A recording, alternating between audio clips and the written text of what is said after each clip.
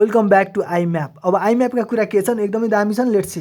So internet mail access protocol हो IMAP भनेको। IMAP uses TCP port 143। I love you. Okay, I love you. ठिक छ, I love you.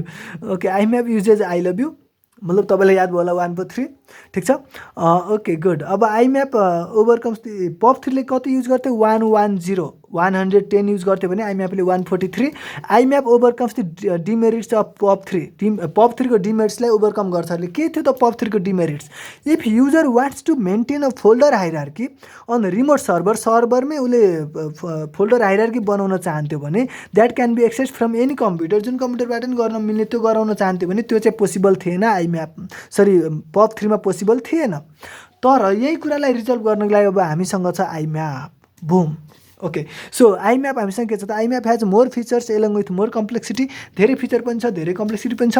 When message first arrives it is associated with recipients inbox folder. Obviously हो, message आउँदाखेरि रिसिपिएन्टको inbox फोल्डरमा आउँछ। Recipient can then move messages from one folder to another. तपाईँले गर्नुभएको छैन, मैले चाहिँ धेरैचोटि गरेको छु। जस्तो काइँलाबामा आउने म्यासेजहरूलाई मैले काइँलाबा फोल्डरमा राख्छु, कलेजवाला आउनेलाई म कलेजवाला फोल्डरमा राख्छु। यसरी चाहिँ के हुन्छ त, मोर म्यानेजेबल हुन्छ।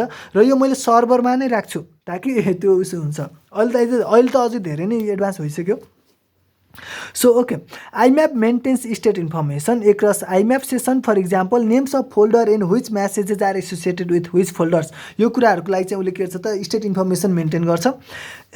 If limited bandwidth is available then users can partially download email content. Partially download पनि गर्न सक्छ। ठिक छ, अब हामीले हेर्नेछौँ POP3 र IMAP बिचको डिफ्रेन्स।